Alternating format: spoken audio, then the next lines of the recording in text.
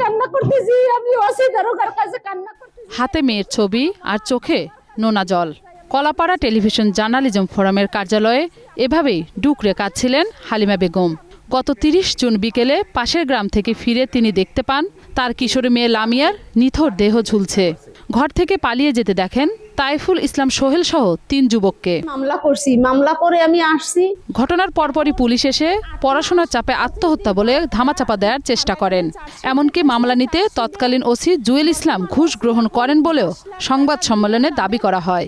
আমার মেয়েকে ধর্ষণ কইরা তারপরে মাইরা গাছের সাথে ওরা ঝুলাইয়ে রাখছে। আমি চাই যেন আমার সন্তান ন্যায় বিচার পাক। আমার ক্লাস 6 এর একটা শিক্ষার্থী, আমার মেয়েটাকে কত অত্যাচার করে মারছে। আমি চাই যেন এইটা ন্যায় বিচার হোক।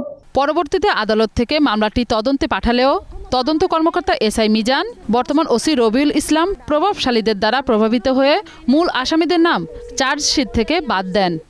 এখন 8 মাস 25 দিন পর অভিযোগের বিষয়ে কলাপাড়া থানা পুলিশের পক্ষ থেকে জানানো হয়েছে মামলার তদন্ত হয়েছে আইনি প্রক্রিয়ায় এবং ময়নাতদন্ত ও সাক্ষ্য প্রমাণের ভিত্তিতেই চার্জশিট দাখিল করা হয়েছে।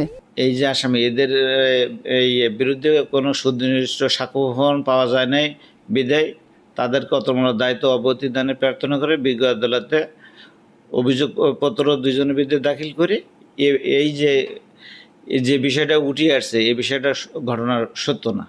এখন আপনাদের মাধ্যমে আমি জানতে পারছি যদি কোনো এ বিষয়ে সত্যতা কোনো কিছু পাওয়া যায়, সেক্ষেত্রে আমি আমার যে ডিপার্টমেন্টাল ব্যবস্থা আছে সেই বিষয়ে আমরা অগ্রসর হব।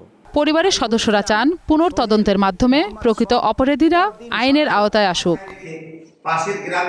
মৌসুমী মৌ, গ্রিন নিউজ ডেস্ক।